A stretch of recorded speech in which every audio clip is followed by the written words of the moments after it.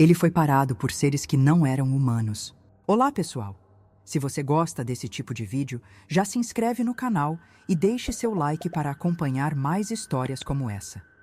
Hoje, vamos conhecer um dos relatos mais impressionantes e misteriosos registrados no interior do estado de São Paulo, mais especificamente na cidade de Lins. Tudo aconteceu em uma manhã aparentemente comum, no dia 2 de outubro de 1968. Um trabalhador simples, funcionário da prefeitura local, viveu algo que desafiaria todas as explicações convencionais e deixaria marcas profundas em sua vida. O nome dele era Turíbio Pereira, um homem de hábitos modestos e rotinas previsíveis, cuja ocupação como tratorista o levava a diferentes áreas da cidade. Nada naquele início de dia indicava que ele prestes a vivenciar um dos mais estranhos encontros já documentados na região. Era uma quarta-feira quando Turíbio saiu de sua casa como fazia todas as manhãs. O céu ainda estava escuro, com a penumbra do amanhecer se instalando sobre a cidade. Seu destino era o final da Avenida Saudade, uma área mais afastada e próxima ao limite urbano de Lins. Lá, ele havia deixado o trator da prefeitura no dia anterior, estacionado próximo a um barranco onde estava realizando serviços de rebaixamento do terreno. Por volta das 6 horas, ao chegar no local, ele caminhou calmamente até o veículo pesado. O ar estava fresco. O silêncio só era quebrado pelos sons distantes de alguns pássaros e o farfalhar das folhas com a brisa leve da manhã.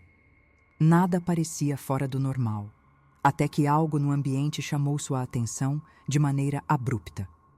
Ao se aproximar do trator, Turíbio se curvou para checar o nível do óleo do diferencial, um procedimento rotineiro para garantir o funcionamento adequado da máquina. No entanto, ao levantar o olhar, ele ficou completamente imobilizado pelo que viu. A poucos metros dali, no nível mais baixo do barranco, havia um objeto flutuando silenciosamente. O que estava diante dele não se assemelhava a nenhum tipo de veículo conhecido. Tinha forma arredondada, tamanho um pouco superior ao de um carro convencional, e possuía uma coloração dourada que refletia a luz do amanhecer de forma suave. Ao redor do objeto, havia uma plataforma que parecia integrada à estrutura principal e, na parte superior, destacava-se uma cúpula transparente. A posição elevada em que Turíbio se encontrava permitia que ele tivesse uma visão clara do interior do estranho objeto. Dentro da cúpula, ele conseguiu ver 3 pequenos assentos dispostos em semicírculo e, à frente deles, um painel repleto de instrumentos que ele não soube identificar. Nada emitia luz, nenhum som podia ser ouvido, o que tornava tudo ainda mais surreal. Turíbio tentou racionalizar a situação, imaginando se poderia ser algum tipo de máquina experimental ou até mesmo um equipamento agrícola que desconhecia, mas logo descartou essas possibilidades. Tudo aquilo parecia muito além da tecnologia que ele já tinha visto. O silêncio profundo do ambiente foi quebrado apenas pelo batimento acelerado de seu próprio coração. O medo se instalou rapidamente. Turíbio relatou anos depois que, naquele momento, sua única vontade era sair correndo dali. No entanto, algo o impedia de se mover.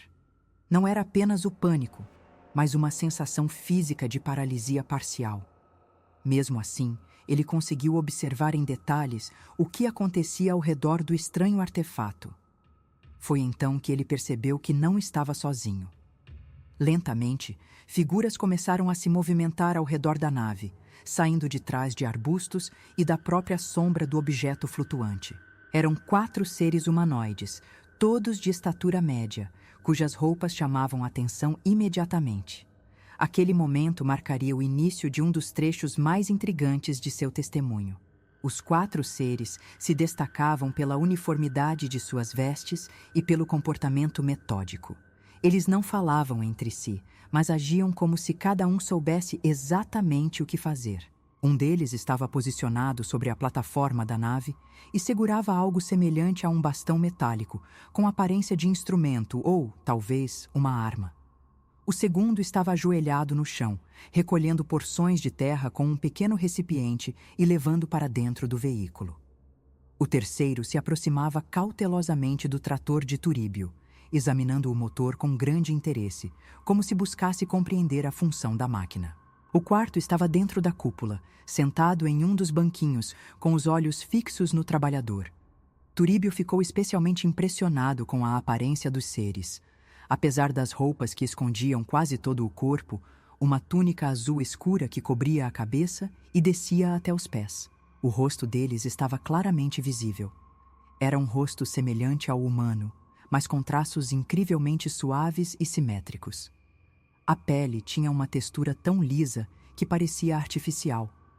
Os olhos eram expressivos, embora transmitissem uma neutralidade quase desconcertante. Segundo o tratorista, os rostos lembravam os de crianças, inocentes, mas ao mesmo tempo impassíveis. Não havia emoção evidente. Nenhum dos seres demonstrava surpresa ou medo, apenas um foco preciso nas tarefas que executavam. Um detalhe chamou ainda mais a atenção de Turíbio. Abaixo da túnica azul, todos os seres usavam uma espécie de saia vermelha, com tecido que se movimentava suavemente com o vento, e sandálias de tiras que subiam até os joelhos, muito parecidas com as usadas por soldados romanos em filmes históricos. Aquela mescla de elementos antigos e futuristas criava uma imagem absolutamente enigmática, como se aquelas figuras não pertencessem a nenhuma era conhecida da humanidade. Turíbio, apesar do pavor, tentou fixar os olhos em cada um, tentando memorizar o máximo possível do que via, talvez instintivamente compreendendo que aquilo poderia jamais acontecer de novo em sua vida. Mas tudo mudou num instante, quando um dos seres o percebeu. O ser que estava na plataforma girou levemente o corpo em direção ao barranco onde Turíbio se encontrava. Com movimentos lentos e coordenados, ele ergueu o que parecia ser uma arma, apontando diretamente para o homem paralisado. Não houve aviso, nenhum som, nenhuma palavra. Em um piscar de olhos, uma esfera de luz foi disparada do bastão metálico, atingindo Turíbio em cheio na altura do estômago. A dor foi imediata, profunda e paralisante. O impacto o fez sentir como se tivesse levado um soco interno, uma pressão que se espalhava rapidamente por todo o abdômen. Ele tentou gritar, mas nenhum som saiu. Suas pernas falharam e seu corpo congelou por completo. A última imagem clara que conseguiu registrar, antes que tudo se tornasse um borrão, foi a dos outros seres retornando para dentro do estranho veículo dourado. Turíbio permaneceu imóvel por alguns instantes que pareceram se arrastar por horas. Embora o corpo estivesse completamente paralisado, a mente dele ainda funcionava com clareza assustadora. Ele observou, com os olhos fixos e sem conseguir pestanejar, os 4 seres retornarem silenciosamente ao interior da nave. A plataforma começou a se recolher de forma automática, deslizando suavemente até desaparecer dentro da estrutura do objeto. Ainda sem qualquer ruído perceptível, o veículo começou a se elevar lentamente, girando sobre seu próprio eixo. A luz do amanhecer refletia sobre a superfície dourada da nave, criando uma visão que parecia saída de um sonho febril. De repente, o objeto acelerou de forma abrupta e desapareceu no céu em linha reta, como se tivesse deixado de existir em questão de segundos. Assim que o veículo sumiu de vista, o corpo de Turíbio começou a recuperar parte dos movimentos. A dor no abdômen ainda era intensa, mas a paralisia parecia estar passando. Cambaleante, ele desceu do trator com dificuldade, apoiando-se nas próprias pernas como se tivessem sido feitas de borracha. Cada passo exigia esforço. O suor escorria pela testa, não apenas pelo calor, mas pela tensão extrema que ainda dominava seus sentidos. Ele se arrastou até a estrada mais próxima, com a roupa suja de poeira e os olhos ainda fixos na direção do céu, onde havia visto a nave sumir. Não fazia ideia de quanto tempo havia se passado. O relógio de pulso havia parado. O silêncio era absoluto. Então, ao longe, ele viu um caminhão se aproximando. Turíbio acenou com o braço, ainda que com dificuldade, e o veículo freou próximo a ele. Para sua sorte, era seu amigo Ismael, que dirigia para a prefeitura e conhecia bem o trajeto que Turíbio costumava fazer. Assim que o viu, Ismael notou imediatamente que havia algo errado. Turíbio estava pálido, os olhos fundos e arregalados, as mãos tremendo. Sem conseguir explicar direito o que tinha acontecido, entrou na cabine do caminhão e pediu que o levasse até a sede da prefeitura. Durante o trajeto, mal conseguiu dizer uma palavra. Sentia-se exausto, emocionalmente esgotado e com uma dor persistente no estômago. Ismael, percebendo a gravidade do estado do amigo, dirigiu o mais rápido que pôde.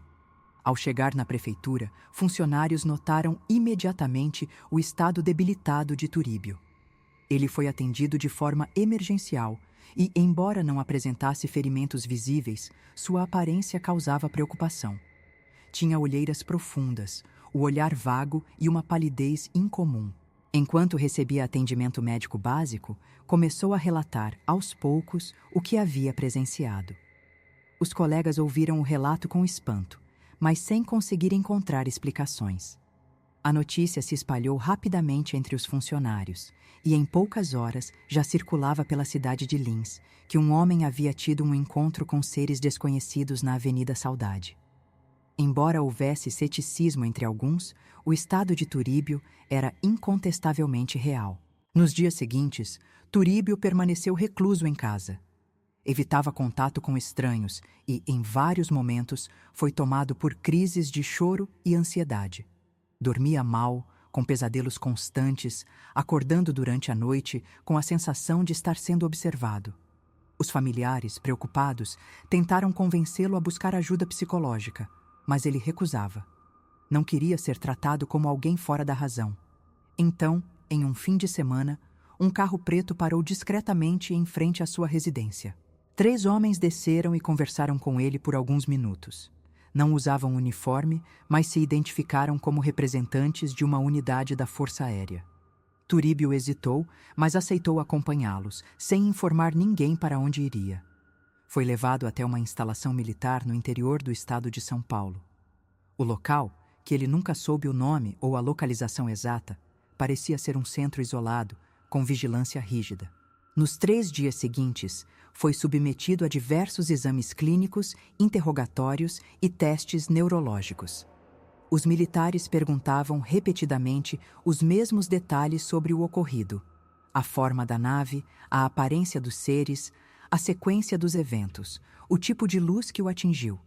Evitavam dar qualquer parecer ou explicação. Apenas anotavam, gravavam e voltavam a perguntar. Turíbio começou a perceber que aquilo não era apenas curiosidade, mas parte de algum protocolo específico. Ao final do 3º dia, foi levado de volta para casa com a recomendação de não comentar com ninguém sobre a localização da base ou o que havia acontecido lá dentro. Durante meses, tentou retomar sua vida normal, mas os efeitos do ocorrido permaneceram. Em certos dias, sentia dores abdominais inexplicáveis, semelhantes àquela causada pela luz da suposta arma. Por vezes, ouvia sons agudos durante a madrugada, como se um zumbido atravessasse sua mente.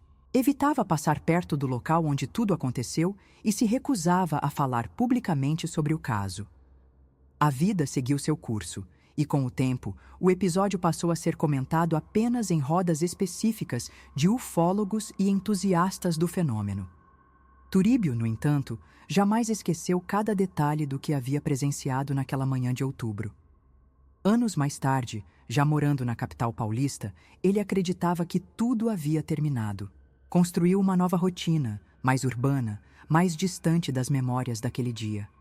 Mas tudo voltou de forma abrupta, em uma manhã comum, quando dirigia pela zona leste de São Paulo. Passava sob o viaduto Alcântara, na Avenida Radial, quando avistou algo que fez seu coração congelar. Ali, quase encostado ao teto do viaduto, estava o mesmo objeto voador dourado, com a mesma cúpula e o mesmo silêncio absoluto. Ele parou o carro bruscamente, sem entender como aquilo poderia ser possível em pleno centro urbano. Foi então que ouviu, nitidamente, uma voz em sua mente. Não era uma voz que vinha de fora, mas sim de dentro da sua própria consciência. As palavras eram claras. Não fique assustado. Você está nos vendo, mas queremos conversar com você. Turíbio ficou imóvel, com as mãos no volante, sem saber se aquilo era real ou se sua mente havia começado a falhar.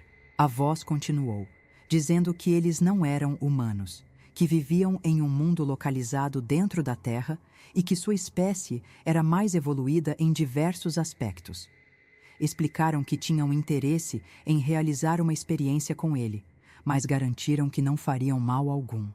Em questão de segundos, a nave sumiu novamente, sem deixar qualquer rastro. Turíbio permaneceu no carro por vários minutos, tentando compreender o que havia acabado de acontecer. Não havia testemunhas por perto, nenhum carro ao redor. Era como se o tempo tivesse pausado apenas para aquele momento. Voltou para casa perturbado, com a sensação de ter vivido algo que extrapolava qualquer lógica humana. No entanto, nos dias que se seguiram, não houve nenhuma alteração em sua saúde, comportamento ou rotina. Nenhum novo contato foi registrado. A vida, mais uma vez, retornava ao normal, como se nada tivesse ocorrido. Até o fim da vida, Turíbio jamais soube se realmente havia passado por alguma experiência além do que podia lembrar. Sempre afirmava que, após aquele último contato, nunca mais teve visões, vozes ou encontros. Mas a dúvida persistia. Será que algo havia sido apagado de sua memória? Será que tinha participado de algum experimento sem se dar conta? Essas perguntas o acompanhariam para sempre, sem respostas. O caso ficou conhecido entre os estudiosos como um dos episódios mais consistentes e detalhados da chamada ufologia brasileira. E ainda hoje é analisado por especialistas que buscam compreender os limites da realidade vivida por pessoas comuns diante do inexplicável. O que torna esse caso tão peculiar não é apenas o relato em si, mas a riqueza de detalhes, a coerência temporal e o impacto psicológico sobre uma testemunha com perfil simples, sem qualquer histórico de delírios ou busca por notoriedade. Turíbio Pereira nunca quis fama, nunca procurou holofotes. Sua história sobreviveu porque ele foi sincero, consistente e profundamente abalado pelo que viveu. E como tantos outros relatos espalhados pelo Brasil e pelo mundo, permanece como um daqueles enigmas que desafiam a razão, mas que, ao mesmo tempo, se recusam a desaparecer.